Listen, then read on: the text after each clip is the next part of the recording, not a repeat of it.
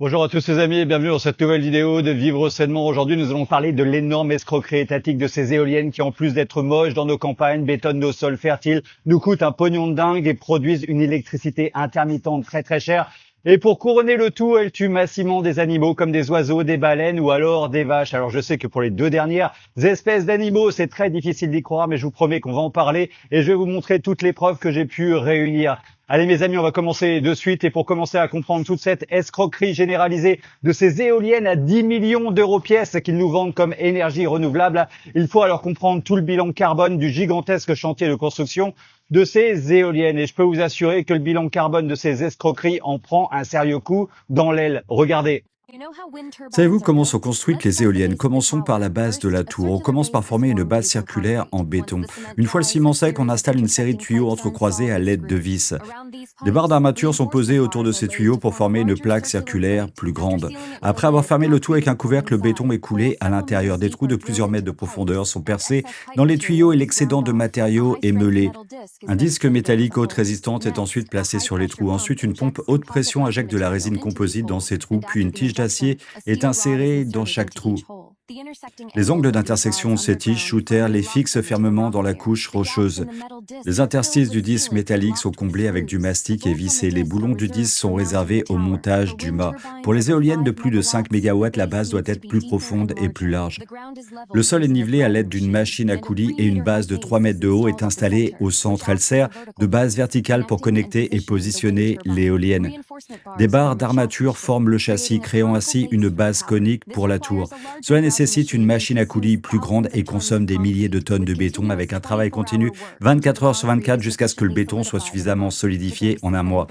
La base est ensuite enfouie dans la terre. À côté de la base de l'éolienne, une tranchée est creusée pour la pose des câbles de transport d'électricité. L'autre extrémité du câble est connectée à la sous-station de l'éolienne. La sous-station gère, transforme, transporte et distribue l'électricité produite par plusieurs éoliennes pour finalement se raccorder au réseau électrique national. Une fois tout prêt, l'assemblage de l'éolienne peut commencer.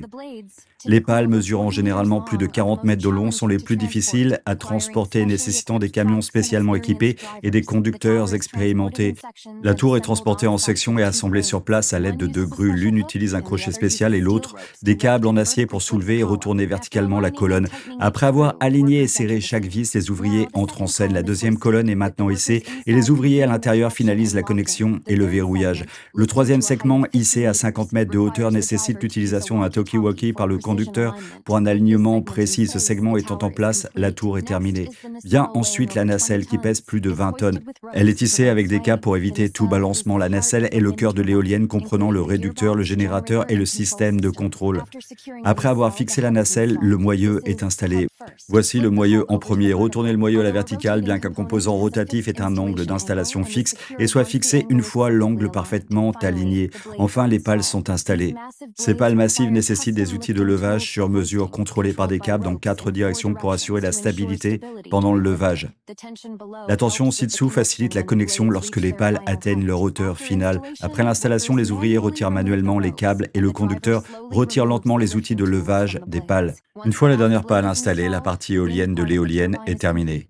Vous imaginez toute l'énergie et tous les matériaux qu'il faut pour construire toutes ces gigantesques escroqueries. Ça s'appelle de l'escrologie. C'est pas du tout de l'écologie. C'est juste la plus grosse arnaque climatique pour nous faire les poches à tous. On bétonne massivement tous nos sols fertiles avec des machines qui coûtent un bras et qui sont aussi écologiques que moi, je suis curé. C'est pour vous dire, regardez par exemple comment ils recyclent les pales de ces foutues éoliennes. Le problème, ce sont les déchets, pas la technologie.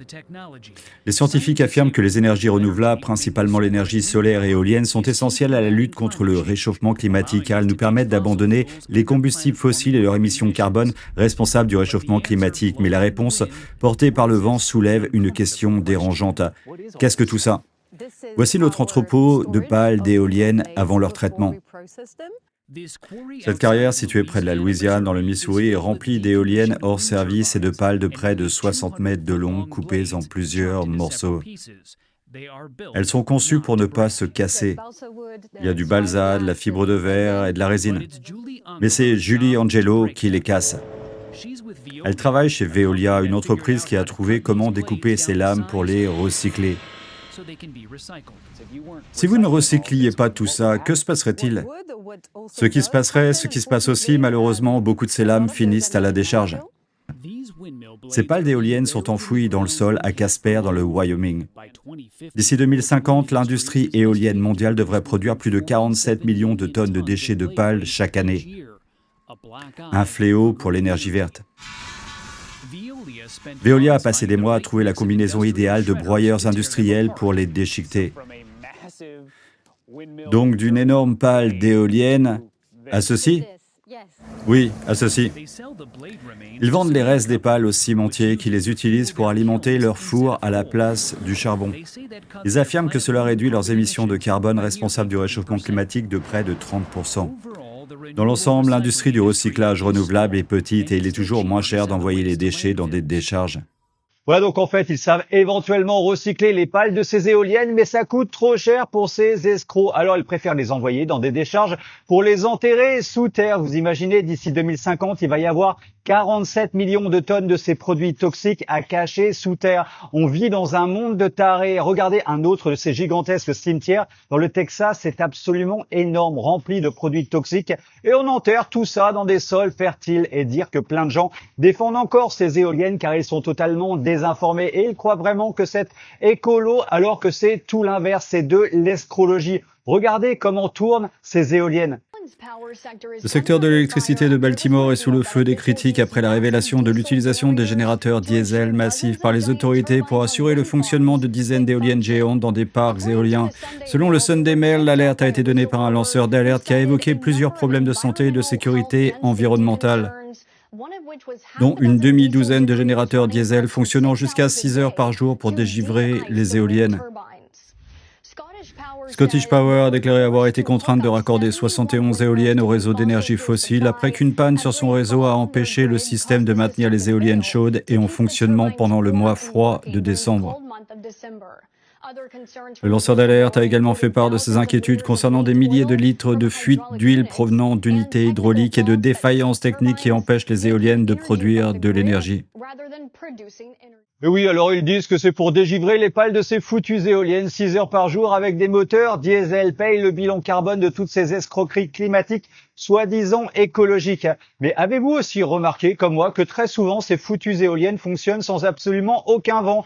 Je me suis déplacé sur toute la France et toute l'Europe et partout, de temps en temps, des journées sans absolument aucun vent, rien du tout, walou, et ces foutues éoliennes tournaient quand même. C'est beau la magie ou alors le jeu est-il totalement pipé? Je vous remercie de m'indiquer vos réponses dans les commentaires ci-dessous si vous aussi vous avez déjà remarqué des éoliennes magiques qui fonctionnent au vent totalement asymptomatique. Je serais vraiment très intéressé de le savoir.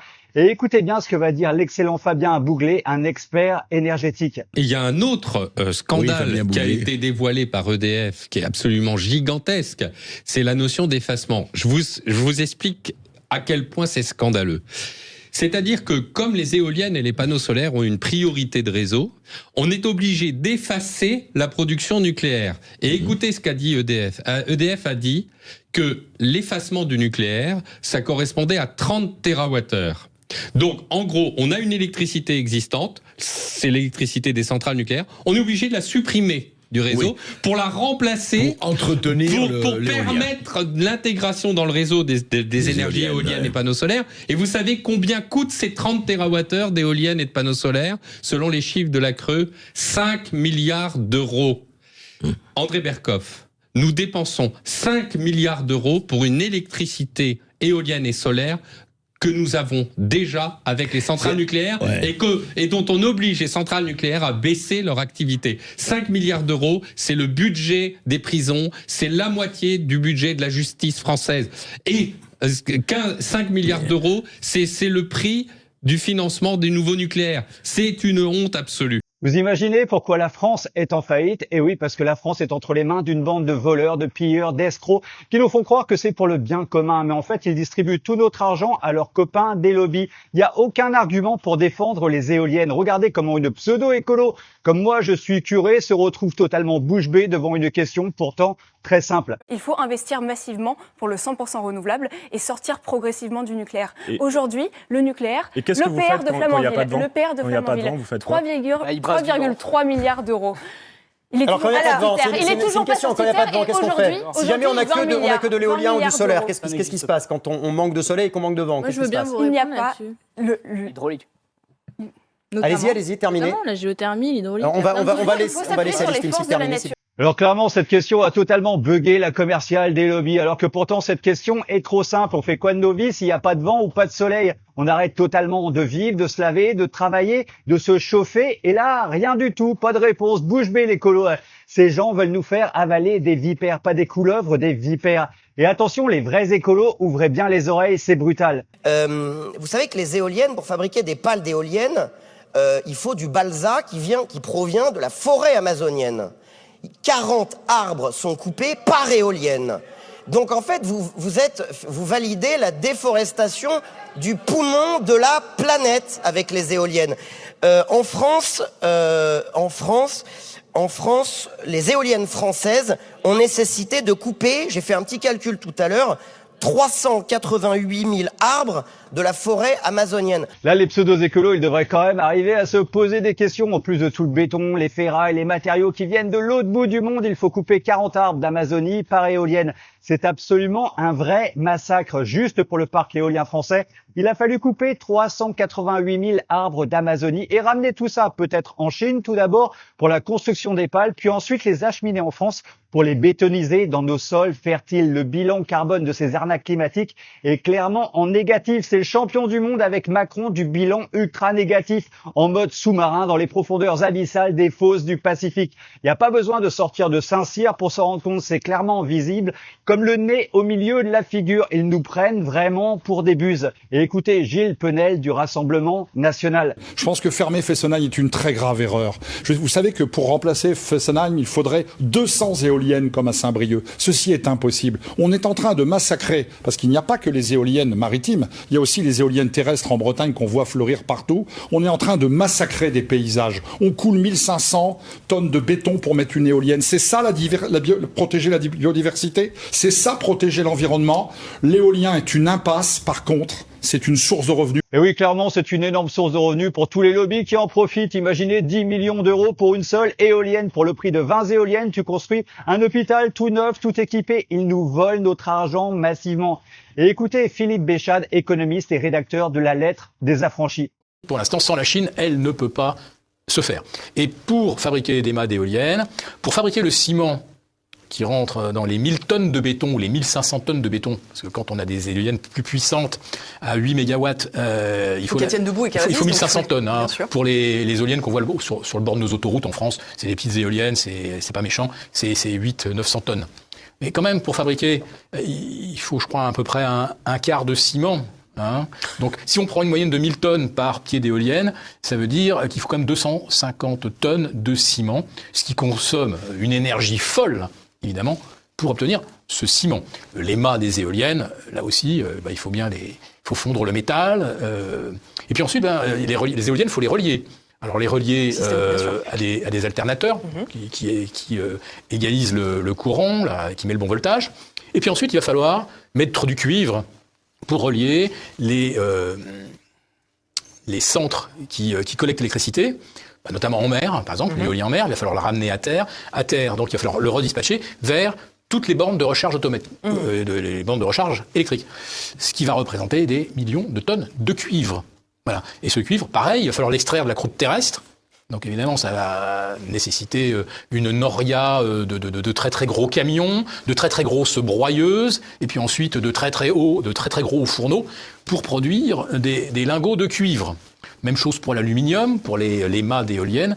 Enfin donc, avant qu'on ait un outil opérationnel, il va falloir dépenser du CO2 qui, d'après les calculs à peu près concordants de différents spécialistes, c'est à peu près 20 ans pour que l'éolienne devienne verte. C'est-à-dire qu'au bout de 20 ans, elle commence là vraiment à produire une énergie vraiment décarbonée. Mais avant d'avoir amorti son coût carbone, ça met un peu de temps. Le problème, c'est qu'aujourd'hui, les éoliennes tombent le plus souvent en panne au bout de 15 ans. Donc je suis pas sûr qu'à aucun moment des éoliennes finiront par avoir un bilan carbone neutre. Voilà, donc ceci confirme ce que je disais, le bilan carbone commence à être positif à partir de 20 ans d'utilisation de ces éoliennes, sauf que leur durée de vie n'est estimée qu'à 15 ans dans un environnement totalement parfait. Mais vous verrez plus tard qu'elle est plus proche des 8 ans de vie, ce qui lui donne un bilan carbone totalement négatif. C'est une pure arnaque climatique pour nous voler tout notre argent. Et écoutez Nicolas Bay du Rassemblement National. Je suis au Havre, sur le port, devant le chantier de fabrication des socles des futures éoliennes offshore qui seront installées en mer, au large du Tréport, au large de Fécamp et au large de Courseulles-sur-Mer. Comme vous le voyez, ce sont des édifices en béton absolument monumentaux, 5000 tonnes de béton qui sont coulées dans la mer pour chaque mât d'éoliennes. Et pour les éoliennes terrestres, c'est la même chose, 800 tonnes pour chaque éolienne, 800 tonnes qui sont coulées dans le sol. Alors les écolos nous expliquent que l'éolien c'est formidable. En réalité, non seulement c'est une énergie qui est intermittente, qui est coûteuse et qui se répercute concrètement sur la facture d'électricité de nos compatriotes, mais surtout c'est une énergie profondément anti-écologique.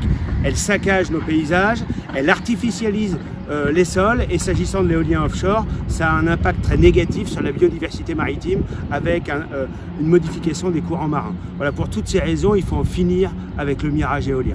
Alors, que dire de plus? Il a tout à fait raison, et on verra que c'est encore pire que ça après. Restez vraiment jusqu'à la fin. Je vous promets que ça vaut vraiment le détour. Et écoutez ce que disait Donald Trump devant Ursula von der Leyen, celle qui dirige l'Europe avec fureur. L'autre chose que je dis à l'Europe, nous ne permettrons pas qu'une éolienne soit construite aux États-Unis. Elle nous tue. Elle nous tue. Elles détruisent la beauté de nos paysages, de nos vallées, nos magnifiques plaines. Et je ne parle pas d'avions, je parle de magnifiques plaines, de magnifiques régions aux États-Unis. Et vous levez les yeux et vous voyez des éoliennes partout. C'est horrible. C'est la forme d'énergie la plus chère, ça ne vaut rien. Elles sont fabriquées en Chine, presque toutes. Quand elles commencent à rouiller, à pourrir au bout de 8 ans, on ne peut pas vraiment les arrêter, on peut les enterrer. Ils ne vous laissent pas enterrer les pales, vous savez, les pales, parce qu'elles sont faites d'une certaine fibre qui ne se mélange pas bien avec la terre. C'est là qu'ils se disent, les écologistes disent, on ne peut pas enterrer parce que la fibre ne se mélange pas bien avec la terre. Autrement dit, si on l'enterre, ça va nuire à notre terrain. Tout ça, c'est une arnaque, c'est très cher. Et pour être juste, l'Allemagne a essayé et l'éolien ne fonctionne pas. C'est tout, il faut subventionner l'éolien et l'énergie ne devrait pas avoir besoin de subventions. Avec l'énergie, on gagne de l'argent, on n'en perd pas. Le plus important encore, c'est que ça gâche le paysage, ça tue les oiseaux, ils sont bruyants. Vous savez, il y a un endroit dans la région du Massachusetts où, au cours des 20 dernières années, 1 ou 2 baleines se sont échouées. Et sur une courte période récente, il y en a eu 18. Ok? Parce que ça les rend fous, ça les rend dingues. Maintenant, les éoliennes ne viendront pas, ça n'arrivera pas aux États-Unis. Et c'est très cher, et j'adorerais voir, je veux dire... Aujourd'hui, je joue sur le meilleur parcours, je pense, du monde, Turnberry. Même si je le possède, c'est probablement le meilleur parcours du monde. Et je regarde à l'horizon où je vois 9 éoliennes, juste là, au bout du 18 trous. J'ai dit, n'est-ce pas honteux? Quelle honte! C'est pareil partout en Europe en particulier, il y a des éoliennes partout. Certains pays l'interdisent. Mais les gens devraient savoir que ces éoliennes sont très destructrices, elles ne sont pas écologiques, c'est tout le contraire. Car les écologistes, ce ne sont pas vraiment des écologistes, ce sont des opportunistes politiques, ce sont des gens qui, on dirait, veulent nuire au pays. Mais quand on regarde ces magnifiques paysages partout dans le monde, vous savez, beaucoup de gens ont compris et ils ne le permettront pas, ils ne le permettront pas. C'est la pire forme d'énergie, la plus chère. Et on ne devrait pas autoriser les éoliennes. Donc clairement, il dit ça devant la von der Leyen après avoir signé les contrats pour les tarifs douaniers à 15%, plus 650 milliards de ventes de matières premières fossiles, plus de très très gros contrats en armement pour les États-Unis. En gros, il est venu plumer totalement l'Europe et dire devant sa représentante que les éoliennes qu'ils installent sont une énorme arnaque climatique énergétique. Et que ce que font les pays européens à leur peuple, c'est une énorme arnaque pour les plumer massivement. Une autre arnaque de ces escroqueries climatiques, c'est pour les maisons qui sont malheureusement juste à côté de ces foutues éoliennes. Regardez ce que font les pales sur les maisons.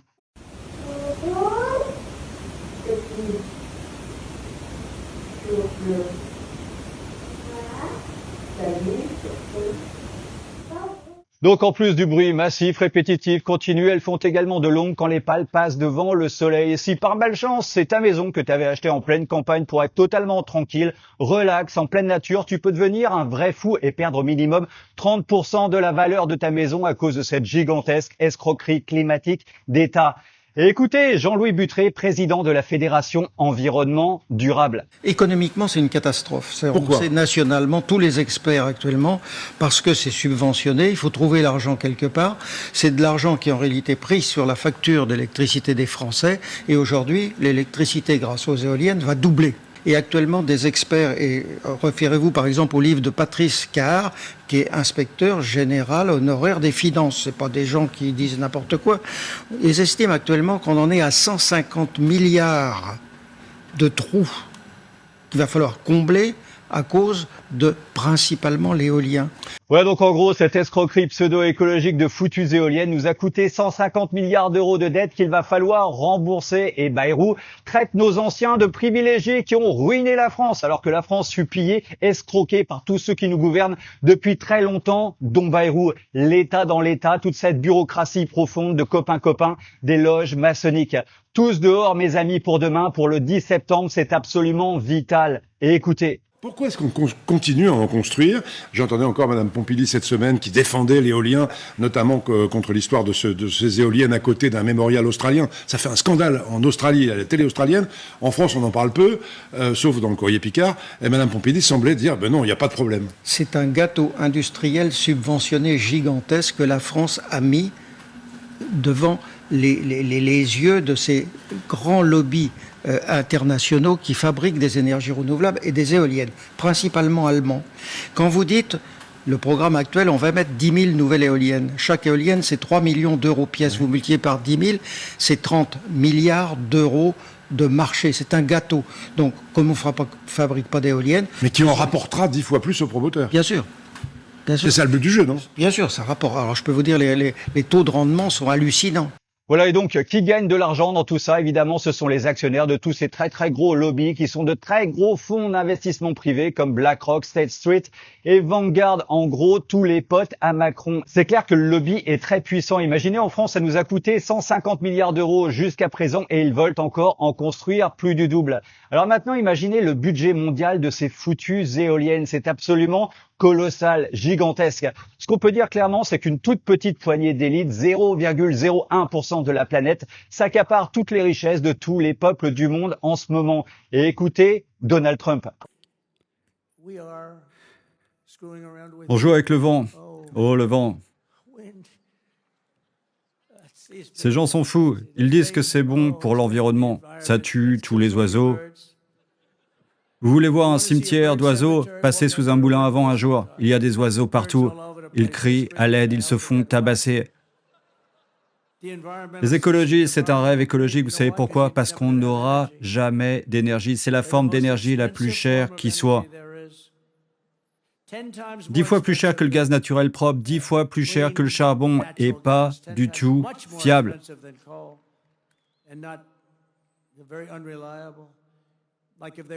Si vous voulez nous regarder ce soir à la télévision, Alice, je vais regarder le président ce soir. Je suis désolé chérie, mais ces moulins à vent ne tournent pas. Et oui, si les éoliennes ne tournent pas du tout, alors la vie s'arrête complètement. Plus d'électricité, plus d'usines, plus de voitures, plus de plaques vitrocéramiques, plus de chauffage, plus rien du tout. Il n'y a plus de vent. Alors reste chez toi et fais la danse du vent pour espérer que le sacro-saint vent reprenne cette semaine. Mais attention quand même, on me signale dans l'oreillette que le vent est en train de repartir. Et oui, le vent repart et les éoliennes tournent et tournent et tournent et tuent des oiseaux. En France, chaque éolienne tuerait en moyenne 7 oiseaux par an. Pourtant, des mesures peuvent être mises en place. C'est le cas en Espagne. Chaque année, le détroit de Gibraltar est le lieu de passage privilégié de millions d'oiseaux migrateurs. Ils passent là pour trouver les meilleures conditions climatiques. C'est aussi l'endroit du détroit de Gibraltar où les deux continents sont les plus proches.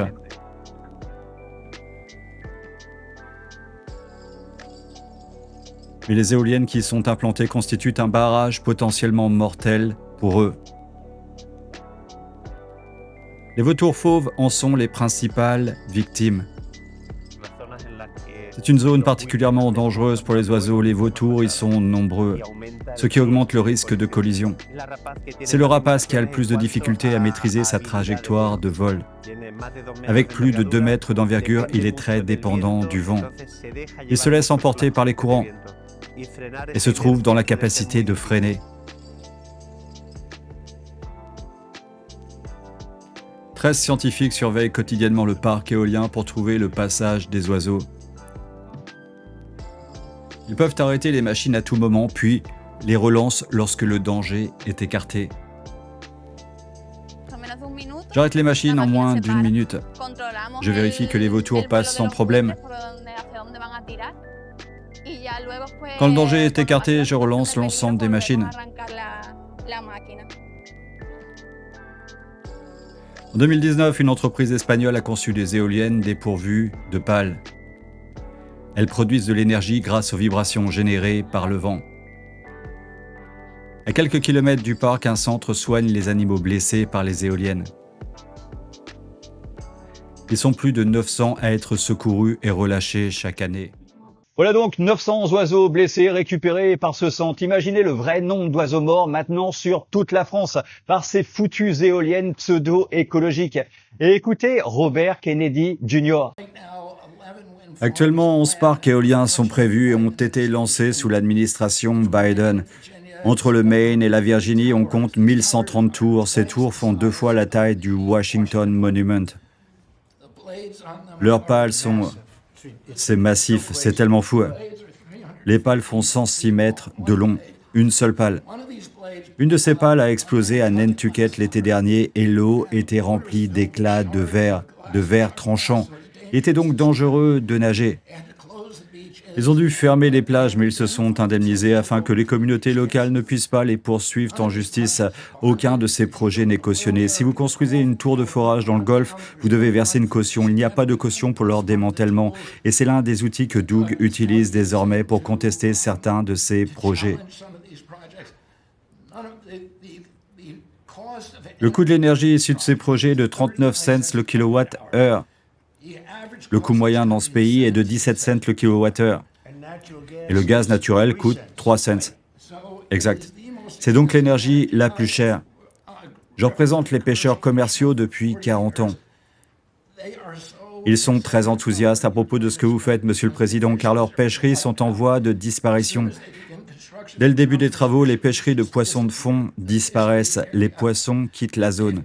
Ils ont tué 160 baleines ces 2 dernières années.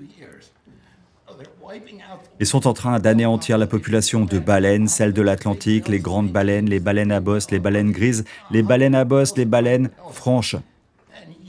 Et vous allez sauver les baleines de la côte Est grâce à cela. Vous allez sauver ces économies. Ils sont basés sur la pêche commerciale.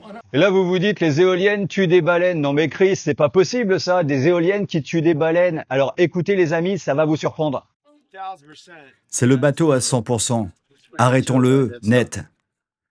J'ai vu une autre baleine échouer. Ça devient une habitude. Est-ce les éoliennes? Est-ce le martèlement des fonds marins? Combien de baleines faudra-t-il? Il n'y a pas beaucoup d'endroits où la baleine franche de l'Atlantique Nord peut aller. Elle est vouée à l'extinction. On dirait qu'ils vont aimer le battage de pieux. Est-ce que c'est ce que vit la baleine à 1 demi-mille nautique de distance? Oui. Ce que les États-Unis envisagent, ce sont des milliers d'éoliennes dans une zone où vivent nos baleines, nos dauphins, notre faune marine, où ils vivent, où ils migrent, où ils se reproduisent. Ce n'est que lorsqu'ils ont commencé à pénétrer dans les zones de vent que nous avons cru que les baleines étaient en train de mourir. Ces points rouges représentent donc les baleines mortes? Exactement. Quel scandale. Ouais, donc clairement, cette mafia qui nous dirige au niveau mondial ne nous veut que du mal. Ils détruisent tout sur leur chemin pour accéder au plein pouvoir. Ils détruisent nos libertés, nos conditions de vie, ils nous pillent, nous rendent malades et en plus, ils détruisent la nature et tuent des animaux. Tout ça, bien évidemment, consciemment, sans absolument aucun regret. Leur secte, c'est le mal absolu. Et regardez aussi comment ces éoliennes tuent des vaches et rendent malades les éleveurs. Dans l'exploitation de la ferme des époux Potiron, à Nozay, il y a eu 300 vaches qui sont mortes.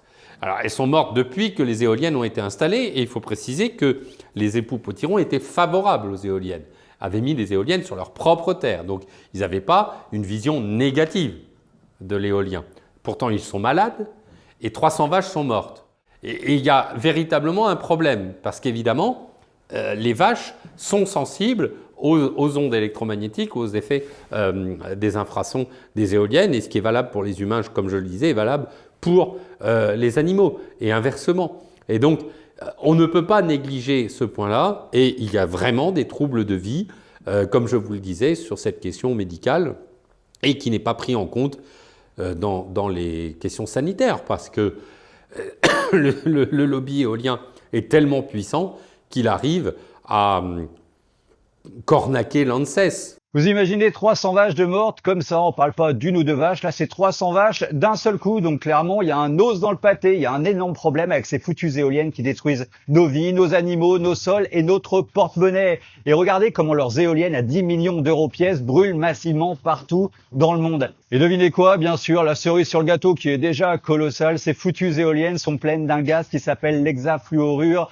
de soufre. Et devinez quoi encore, c'est un gaz à effet de serre extrêmement puissant avec un impact climatique 23 500 fois supérieur à celui du dioxyde de carbone qui est soi-disant très dangereux pour la nature. Et là, ils ont un gaz 23 500 fois plus nocif que le dioxyde de carbone et bien sûr, là, c'est OK pour eux, aucun risque du tout, c'est même plutôt écolo qu'ils nous disent. Et pour couronner le tout, ce gaz a une très très longue durée de vie dans l'atmosphère d'environ 3200 ans. Voilà ce que l'État corrompu jusqu'à la moelle nous dit être l'énergie du futur totalement renouvelable et bien sûr écolo. Quel scandale! Alors bien évidemment, ils se foutent de nous. C'est une gigantesque escroquerie pour nous faire les poches à tous. Et donc après nous avoir volé plus de 300 milliards d'euros, rien qu'en France, ils vont changer ces éoliennes par un tout nouveau modèle d'éolienne très très longue, très très dure et très très vibrante. Ouh, que c'est vibrant pour certains, pour nous la mettre encore plus. Vous connaissez la suite. Voici l'éolienne du futur. Le Vortex Blade Lace est un système d'éolienne sans pales, au lieu de fonctionner comme un moulin à vent. Il produit du courant grâce à des oscillations. Ce système devrait être 2 fois moins cher qu'une éolienne traditionnelle et pourrait durer plus longtemps. Mais c'est aussi une bonne nouvelle pour les oiseaux. Très haute et rapide, une éolienne peut tuer jusqu'à 18 oiseaux par an. Sans aucune pale, le Vortex Blade Lace est inoffensif pour les volatiles.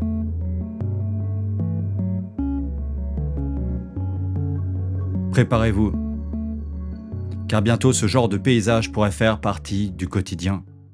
Alors bien évidemment, une chose est plus que sûre, Macron et Jean-Michel adorent déjà ce nouveau type d'éolienne très très longue, très très dure, très vibrante qui secoue radicalement le châssis. 3615 Manu, je vous laisse me dire ce que vous en pensez dans les commentaires ci-dessous. Alors maintenant les amis, c'est à nous de voir si on va encore survivre dans ce monde ou alors enfin vivre et offrir le meilleur à nos enfants. C'est notre choix à tous et il va falloir s'y donner pleinement. Imaginez tout l'argent qu'ils nous volent depuis des décennies, tous ces escrocs. Imaginez si cet argent avait été utilisé réellement pour le bien commun de tous. Nous sommes un pays riche, un pays de travailleurs, mais ceux qui nous gouvernent nous pillent littéralement, massivement, depuis des années. Dans un futur très proche, au mois d'octobre, si nous ne faisons rien du tout, notre vie sera encore beaucoup plus sombre. Ils veulent imposer l'euro numérique et à ce moment-là, nous ne posséderons plus rien du tout. Comme le dit l'agenda 2030, nous serons des esclaves du système avec une date précise d'expiration. Alors il est l'heure de tous réagir massivement, tous dehors demain pour le 10 septembre et destitution de Macron et de tout son gouvernement de voleurs, d'escrocs, parasites. Il est l'heure de sortir de cette Europe et de construire une démocratie directe pour le peuple, par le peuple, sans absolument aucun politicien. La politique ne devrait jamais être un métier. Voilà, cette vidéo est terminée pour aujourd'hui les amis. Je vous aime très très fort et ensemble on va tous y arriver. Si vous avez tous aimé cette vidéo, partagez-la sur tous vos réseaux sociaux, cliquez sur j'aime, la cloche et s'abonner. Ils sont juste en dessous et je vous remercie de votre aide avec ma cagnotte Tipeee pour que je puisse consacrer encore plus de temps à mes vidéos. Merci vraiment à vous tous et à très bientôt pour une prochaine capsule sur Vivre Sainement.